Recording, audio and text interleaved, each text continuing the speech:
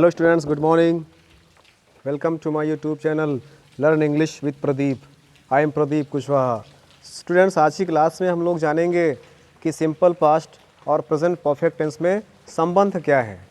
अक्सर हम अनुवाद करते समय सिंपल पास्ट और प्रेजेंट परफेक्ट में भेद व्यक्त नहीं कर पाते हैं और अनुवाद करते समय प्रायः गलती कर बैठते हैं। अतः आज की क्लास में हम लोग जानेंगे सिंपल पास्ट और प्रेजेंट परफेक्ट टेंस में क्या अंतर है या क्या संबंध है। इसको समझने के लिए हम लोग पहले एग्जाम्पल लेते हैं। हम लोग पहले एग्जाम्पल से समझने का प्रयास करते हैं। यहाँ पर मैंने डिवाइड कर दिया है, सिंपल पास्ट और प्रेजेंट परफेक्ट दोनों को अलग अलग डिवाइड कर दिया है, जिसके द्वारा आपको समझाने का प्रयास करूँगा। एग्जाम्पल के द्वारा समझते हैं। जैसे पहला एग्जाम्पल लिखा हुआ है, मैं अपने मित्र से कल शाम मिला था। मैं अपने मित्र से कल शाम मिला था। अब उसी को अगर आप प्रेजेंट परफेक्ट में रखना चाहोगे, मैं अपने मित्र से कल शाम से नहीं मिला हूँ। नेगेटिव बना लो, मैं अपने मित्र से कल शाम से नहीं मिला हूँ। अब देखो, ये प्रेजेंट परफेक्ट है, ये सिंपल पास्ट है, ये दोनों में अंतर है। कैसे चेंज कैसे करना है ये समझिएगा। I met my friend last evening. मैं अपने मित्र से कल शाम मिला था। I met my friend last evening. इसी को अगर हम लोग बनाएंगे प्रेजेंट परफेक्ट में, प्रेजेंट परफेक्ट में क्या होता है, हैज़ और हैव प्लस वर्ब की थर्ड फॉर्म का प्रयोग करते हैं। कैसे? I have not met my friend since last evening. I have not met my friend since last evening. मैं अपने मित्र से कल शाम से नहीं मिला हूँ। ठीक है ना। दूसरा एग्जाम्पल दिखेगा, जैसे लिखा हुआ है, दूसरा एग्जाम्पल लिखा हुआ है कि वह दिल्ली में 3 वर्ष रहा। ही lived in Delhi for 3 years। वह दिल्ली में 3 वर्ष रहा। ही lived in Delhi for 3 years। उसी को हम लोग प्रेजेंट परफेक्ट टेंस में बनाएंगे। दूसरे एग्जाम्पल को उसी तरह चेंज करके, तो वह दिल्ली में 3 वर्ष रह चुका है। ठीक है ना, रह चुका है। देखिए यहाँ पर पास्ट, सिंपल पास्ट में क्या होता है, भविष्य की घटना हुई है, भविष्य में घटना घट चुकी है। लेकिन प्रेजेंट परफेक्ट टेंस में क्या लगता है, जस्ट अभी भी घटना घटी है। तो चुका, चुकी, चुके, लिया, लिए या आ ई ए का प्रयोग होता है ना इसमें। तो वह दिल्ली में 3 वर्ष रह चुका है। He has lived in Delhi for 3 years। उसी प्रकार से तीसरा देख सकते हैं, मैंने सवेरे 8 बजे नाश्ता कर लिया है।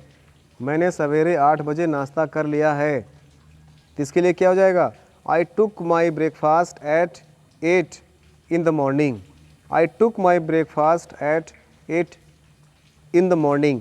उसी को अगर हम लोग प्रेजेंट परफेक्ट में बनाएंगे, तो मैं नाश्ता कर लिया है या कर चुका हूँ। मैं नाश्ता कर चुका हूँ या मैंने नाश्ता कर लिया है। I have taken my breakfast. क्या? I have taken my breakfast. उसी प्रकार से नेक्स्ट नंबर देखिए, मेरे अंकल कल ही दिल्ली से आए हैं। मेरे अंकल कल ही दिल्ली से आए हैं। इसको सब लोग सिंपल पास्ट में रखेंगे। इंग्लिश में कैसे ट्रांसलेट करेंगे, my uncle came from Delhi yesterday. हम लोग इसमें वर्ब की सेकेंड फॉर्म का प्रयोग करते हैं, my uncle came from Delhi yesterday. लेकिन हम लोग जब इसमें चेंज करेंगे प्रेजेंट परफेक्ट में, तो इसमें हम लोग हैज़ हैव वर्ब की थर्ड फॉर्म का प्रयोग करते हैं। जैसे मेरे अंकल अभी दिल्ली से आए हैं। मेरे अंकल अभी दिल्ली से आए हैं, ये होता है प्रेजेंट परफेक्ट के लिए। जैसे my uncle has come from Delhi just now. मेरे अंकल अभी अभी दिल्ली से आए हैं। My uncle has just come from Delhi, या my uncle has come from Delhi just now. इस प्रकार से सिंपल पास्ट और हम लोग प्रेजेंट परफेक्ट टेंस को बना सकते हैं। कुछ इसके नियम समझिएगा। वाक्यों में पास्ट एडवर्बियल्स जैसे एगो, last, before, yesterday, last night, last year आदि दिए होने पर उनकी अंग्रेजी हमेशा पास्ट इंडेफिनिट में बनाते हैं। तथा adverbs just, already, yet, so far, already, every, recently, up to, now आदि दिए होने पर प्रायः इनको हम लोग प्रेजेंट परफेक्ट टेंस में बनाते हैं। तो ये पॉइंट बहुत ही महत्वपूर्ण है। पास्ट एडवर्बियल दिए होने पर, अर्थात एगो, कम, ये चीज़ दिए होने पर उसको हम लोग बनाते हैं पास्ट इंडेफिनिट में। लेकिन इसी के स्थान पर एडवर्ब ये दिया होगा तो उसको हम लोग बनाएंगे पास्ट परफेक्ट टेंस में। हमारा दूसरा नियम कहता है, पास्ट में पूर्व हुए कार्यों के लिए सिंपल पास्ट का प्रयोग किया जाता है। किंतु जिस कार्य से यह पता लगे कि वे प्रारंभ तो पास्ट में हुए किंतु वर्तमान समय में पूर्ण हुए, या पूर्ण भी पास्ट टेंस में हुए किंतु उनका प्रभाव वर्तमान में भी है, ऐसे वाक्यों में प्रेजेंट परफेक्ट टेंस का प्रयोग किया जाता है। ठीक है ना। तो ये थे हमारे सिंपल पास्ट और प्रेजेंट परफेक्ट टेंस के कुछ अंतर, कुछ संबंध।